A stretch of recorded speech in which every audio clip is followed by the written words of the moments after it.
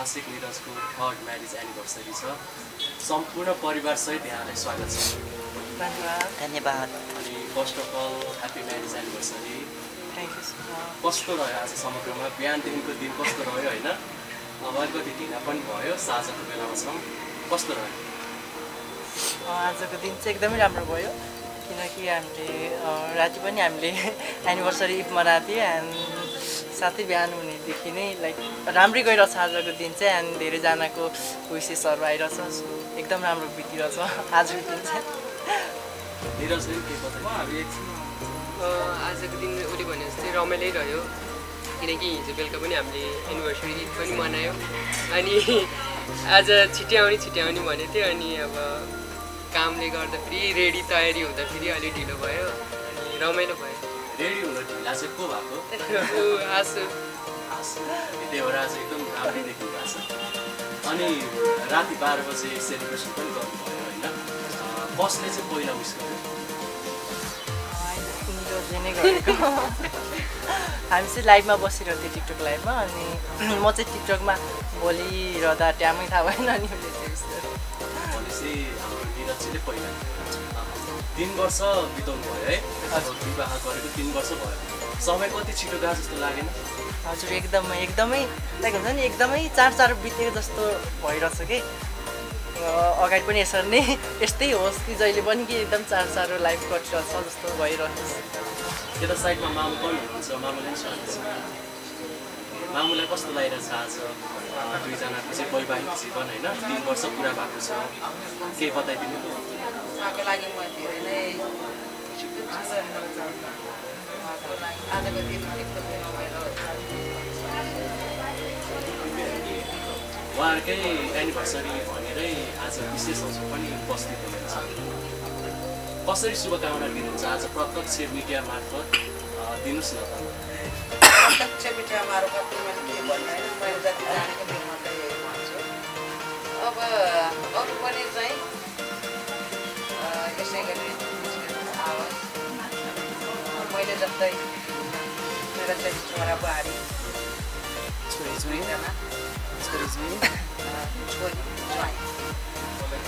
तिनीहरू 4जना जस्तै गरेर आओस्।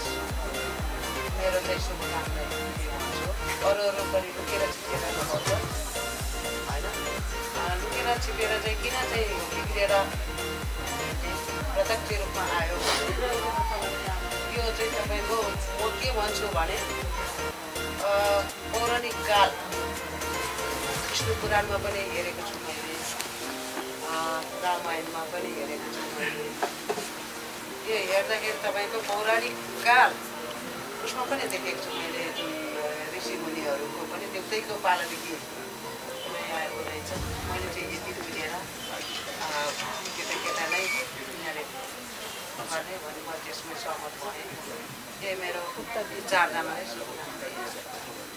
ओके, हजुरहरूलाई पनि स्वागत सहित केही समय अगाडि मात्र तपाईँहरूको पनि वैवाहिक जीवन सम्पन्न भएको छ। बधाई अनि स्वागत छ। हजुर धन्यवाद। परिचय दिँदाखेरि अझ राम्रो हुन्थ्यो। म चाहिँ सौरभ तामाङ, म चाहिँ मेरो मिसेस सुरज तामाङ नै भनौँ, तामाङ खत्री। कस्तो चल्दैछ यहाँहरूको चाहिँ? ठिकै राम्रै भनौँ, सोच्या भन्दा नि बढी भइरहेको छ होइन? खुसी लागिरहेछ एकदम। अब हुन्छ नि अब लाइफ 1-2 पनि टाइम स्पेन्ड गर्न पाउँदाखेरि त खुसी नै छु, ऊ पनि खुसी नै छ। आज आशिक निरजलाई कसरी शुभकामना दिनुहुन्छ? म यति नै भन्छु मेरो बहिनी ज्वाइँलाई, जति यो 3 इयर्समा जति भित्र भएको छ त्योभन्दा अझै राम्रो होस् भन्ने म चाहन्छु होइन? जति पनि उहाँहरूले देख्नु भएको सपनाहरू, इच्छा आकाङ्क्षाहरू जति पनि छ उहाँको पुरा होस्, मन सोचेको भन्दा पनि बढी नै होस्। यति नै मेरो बहिनी म आशिक दिन चाहन्छु। हजुरले पनि होइन म पनि त्यही भन्छु। अब सधैँभरि यसरी भइरहेको होस् होइन? सधैँ यसरी हेरिरहेको, सधैँ यसरी नै देख्न पाऊँ। जस्तै मेरो बहिनी चाहिँ सधैँ हाँस्नुहुन्छ, यसरी जिन्दगी सधैँभरि जाओस्, लामो होस्, लङ जाओस् टुर होइन? आशिक निरजलाई अब भन्ने हो भने पब्लिकले एकदमै रुचाएको कपाल अनि एउटा आइडल कपालको रूपमा पनि लिनुहुन्छ उहाँहरूलाई। आज कति धेरै माया पाइरहनु भएको छ। आज यो खुसी साथमा के भन्नुहुन्छ? माया त एकदमै धेरै पाइरहेको छु किनकि एक्सपेक्टेसनै थिएन कि यति धेरै माया पाउँछु भनेर कि लाइक अब फर्स्टमा धेरै डराए हामीहरू होइन कसैले बुझ्दैन होला कसैले अब धेरै धिक्कार छ होला बाटोमा हिँड्दा धेरै खिचाउँछ होला भन्ने हुन्थ्यो बट जब हामी आयो बाहिर होइन मिडियामा आएपछि चाहिँ यति धेरै माया पाएँ कि लाइक त्यो जति पनि हाम्रो दुःखहरू थियो जुन कष्टहरू थियो त्यो सबै बिर्सेँ कि र यति धेरै अहिलेसम्म माया र सपोर्ट पाइरहेको छु कि एकदम अगाडि बढ्नलाई चाहिँ त्यो चाहिँ हामीलाई हिम्मत दिन्छ कि तागत दिन्छ सो त्यसको लागि चाहिँ धेरै धेरै धन्यवाद भन्न चाहन्छु हाम्रो भ्युअर्सहरूलाई यसरी नै माया गरिराख्नु होला र साथ सपोर्ट दिइराख्नु होला भन्न चाहन्छु स्टार्टिङ फेजदेखि लिएर अहिलेसम्म आउँदा चाहिँ अब स्टार्टिङ फेजमा जब ओपन आउट हुनुभन्दा अगाडि चाहिँ सोचेको थियो सायद त्यस्तो हुँदैन होला किनकि ओपन आउट भएपछि यो त हाम्रो समाजको लागि अपज कुरा हुन्छ अनि अपज रहन्छ होला भन्ने सोचेँ तर जतिजनाले भनौँ न सपोर्ट नगर्ने भन्दा गर्ने सपोर्ट गर्ने चाहिँ धेरैजना देखिनु भयो अनि सपोर्ट गर्ने जतिजनाले हामीलाई सपोर्ट गर्दै जानुभयो भने अनि हामीलाई चाहिँ हौसला उत्साह बढ्दै गयो अगाडि अनि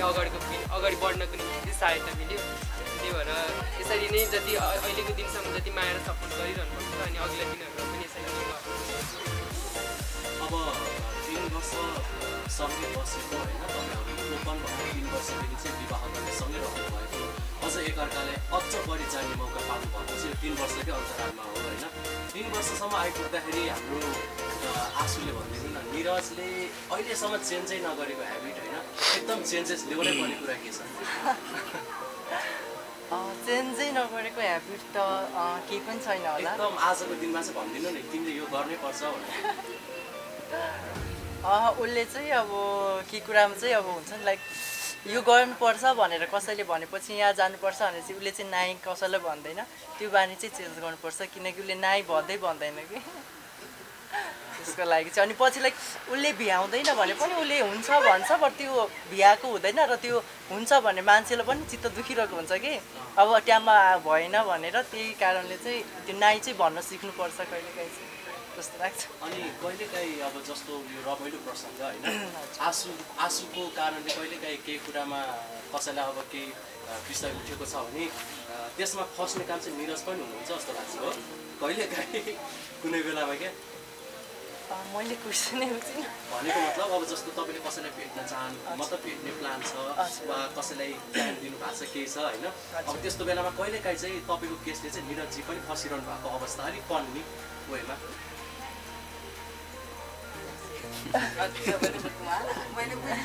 मामुले बुझाइदिन्छ ल मामु बुझाइदिनु त मतलब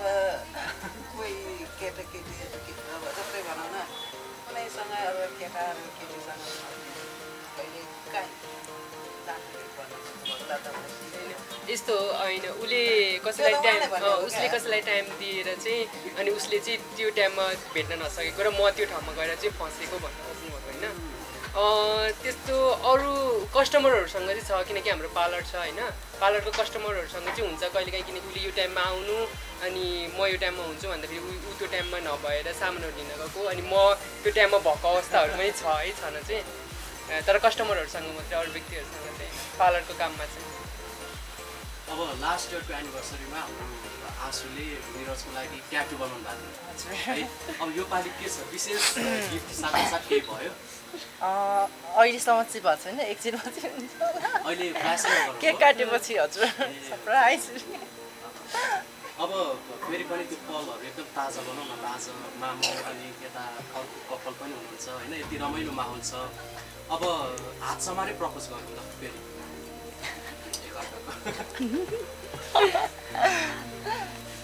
आई लभ यु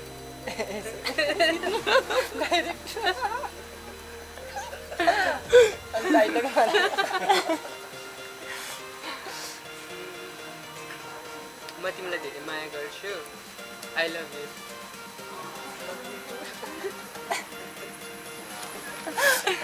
एकदम राम्रो अब यता एकदम रोमान्टिक सिन बनेपछि अब फेरि आज त मामु पनि सँगै हुनुहुन्छ झन् रमाइलो भइरहेछ अब यता पनि थोरै जाओस् न त है किन नहेर्ने प्रपोज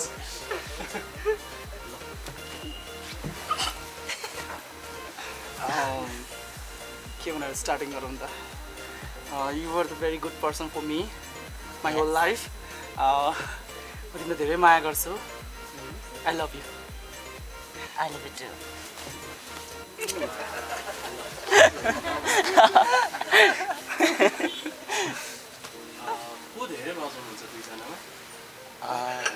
लजाउँछ आमा म त जान्दिनँ दुवैजनाले भक्ति विवाह गर्नु भएको छ हजुर होइन हजुर हामीलाई लाग्छ कि आशिक मिराजले पनि धेरै सपोर्ट गर्नुभएको छ या अफ कोर्स उहाँहरूले गर्दाखेरि तपाईँहरू इन्सपायर भएर हजुर हजुर हजुर मेरो पिल्लर जस्तै भनौँ न पिल्लर जस्तै सहारा म बन्नु पहिला चाहिँ ऊभन्दा लभ पर्नुभन्दा उहाँहरूको मात्रै भिडियोहरू हेर्थेँ क्या अनि कस्तो लाग्थ्यो क्या मलाई एकदम गिल्टी फिलिङ थियो काश कि मेरो पनि यस्तै जोडी भइदिएको बा अनि अलिकति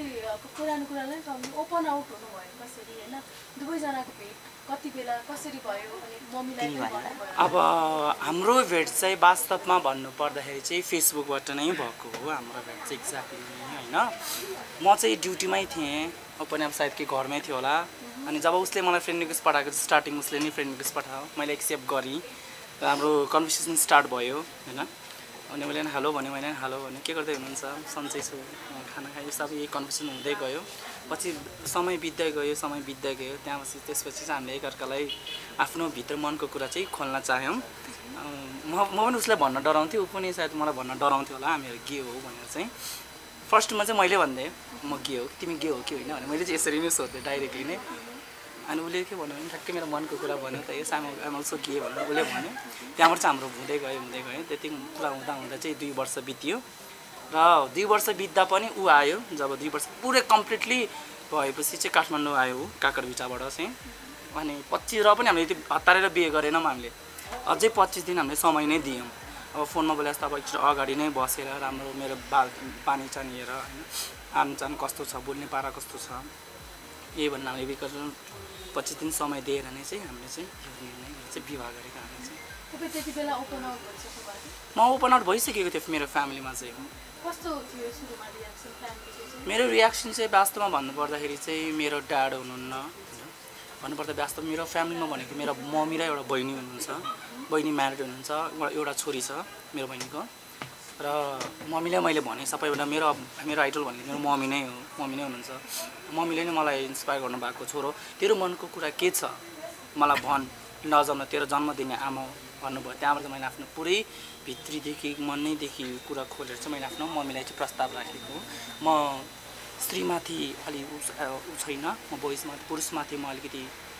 टार्गेट छु भन्ने चाहिँ कुरा चाहिँ मैले भनेको चाहिँ मम्मीले चाहिँ त्यहाँबाट चाहिँ मम्मीको रियाक्सन राम्रै थियो त्यस्तो केही नराम्रो त्यस्तो केही असर मेरो त सुरुमा घरमा त्यही हो मेरो पनि उहाँको जस्तो डेडी मेरो ड्याडी चाहिँ हुनुहुन्न मम्मी हुनुहुन्छ अनि मेरो फ्यामिलीमा चाहिँ अलिकति स्ट्रिक्ट छ होइन सुरुमा चाहिँ म गयो भने 13 वर्षको थियो चाल पाएको होइन अनि तर चाहिँ म चाहिँ घरमा कसैलाई नभनेको मम्मीलाई चाहिँ अलिअलि थाहा थियो लिपस्टिकहरू लगाउने बानी यसो मम्मीहरूको त्यो अब हुन्छ नि लुगाहरू लाउने बानी हुन्थ्यो अनि क्लासमा जाँदा पनि साथीहरूले चाहिँ त्यतिखेर साथीहरूले पनि थाहा थिएन पछि गएर 16 वर्षको हुँदाखेरि मात्रै थाहा पाएको अनि मेरो फ्यामिलीहरूमा चाहिँ अलिक भन्नुहुन्थ्यो के भएर तँलाई केटी हेर्नुपर्छ केटा भएर हुन्छ लिपस्टिक गाजर कहिले लगाउनु जाने कराउनुहुन्थ्यो अनि त्यो भएर म चाहिँ अब जब गर्नुमै लाग्यो क्या अब आफ्नो लाइफ चाहिँ आफै जिनुपर्छ भनेर म चाहिँ बाहिर निस्केँ अनि यसो जबहरू गर्नु थालेँ अनि खुसी लाग्यो अनि त्यहाँदेखि अहिले त धेरै सपोर्ट छ हजुर प्रोफेसनली चाहिँ केमा एन्गेज हुनुहुन्छ दुवैजना के गर्नुहुन्छ म चाहिँ काम चाहिँ म चाहिँ अहिले पहिला चाहिँ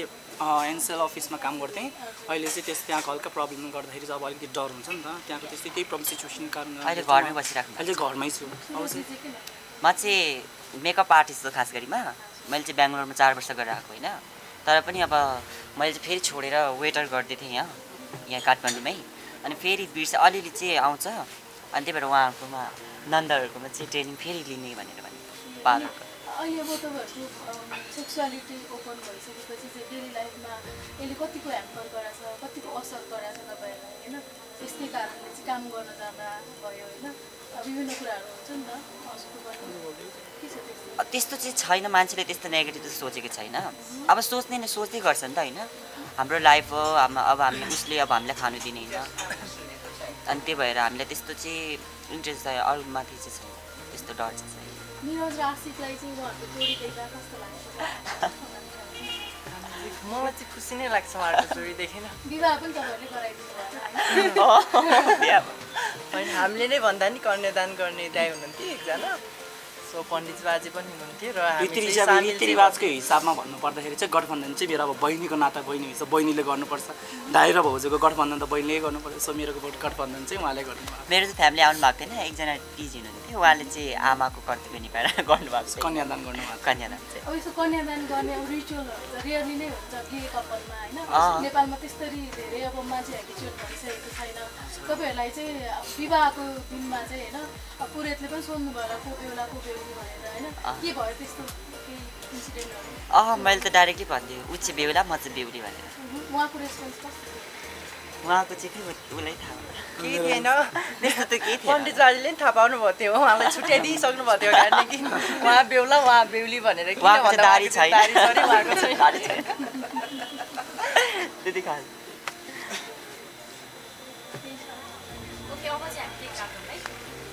अलिअलि मान्छे चाहिँ एकछिनपछि अलिकति 5 मिनट फोन त्यता जानुहुन्छ अन्त्यमा आशिक निर दुवैजना पहिला उहाँ उताबाट के भन्न चाहन्छु भने आजको दिनसम्म जति यसरी माया प्रेम दिइराख्नु भएको छ अनि अगाडि बढ्नको निम्ति हौसला र साहस जुटाइदिइराख्नु भएको छ अनि अघिल्ला दिनहरूमा पनि यसरी नै हजुरको साथ सपोर्ट र माया भइरहोस् भनेर म पनि त्यही भन्न चाहन्छु किनकि यति धेरै माया पाउँछ भनेर सोचेको थिएन जो हजुरहरूले गर्नुभएको छ हाम्रो भ्युअर्सहरूले सो त्यसको लागि चाहिँ धेरै धेरै धन्यवाद भन्न चाहन्छु र आउने दिनहरू पनि यति नै माया र सपोर्ट गरिदिनुहुन्छ भन्ने चाहिँ आशा राख्दछु र हजुरहरूलाई हामीले केही कुराले पनि मनमुटाव भन्छ भने हजुरहरूको चित्त दुखाएको छु भने हामीले एसएमएसहरू रेस्पोन्स नगरेर या कमेन्टहरू रिप्लाई नदिएर सो त्यसको लागि चाहिँ धेरै धेरै सरी भन्न चाहन्छु म पनि त्यही भन्न चाहन्छु अब खास गरी चाहिँ मिडियाहरूलाई म भन्न चाहन्छु धेरै धेरै धन्यवाद तपाईँहरूले गर्दा हामीलाई सारा संसारले हेर्दैछ अहिले नेपालभरिमा अलभरिमा होइन अनि जति जनताहरू हुनुहुन्छ अनि उहाँहरूले पनि हेरिराख्नु भएको होला अनि त्यस्तो नेगेटिभहरू नसोच्नुहोस् होला अब हामी पनि त्यही हो होइन हामी पनि मान्छे हो हजुरहरूलाई अब नराम्रो लाग्यो भने चाहिँ अब कमेन्ट गरिदिनु होला त्यस्तो नराम्रो चाहिँ नगर्नु होला सायद त्यही भन्न चाहन्छु अब तिमी भन म चाहिँ अब यही भन्न म चाहिँ अब अन्त्यमा चाहिँ के भन्न चाहन्छु भन्दाखेरि चाहिँ जति हाम्रो मेरो बहिनी भनौँ न मेरो बहिनी ज्वाइँलाई जति माया प्रेम दिनुभएको छ आशा गर्दछु म हामीलाई पनि उति नै माया र प्रेम दिइरहनु भएको छ आजसम्म आजको डेटसम्म दिइरहनु नै भएको छ र अघिल्लो दिनमा पनि यसरी नै माया प्रेमहरू दिनुहुन्छ भनेर आशा राखेको छु सबैजना गलत कमेन्ट चाहिँ नगरिदिनु गलत त जसले सोच्ने मान्छेले सोचि नै हाल्छ नसोच्ने मान्छेले हुँदैन तर म यति नै भन्न चाहन्छु सबैजनालाई माया र सपोर्ट चाहिँ गरिदिनु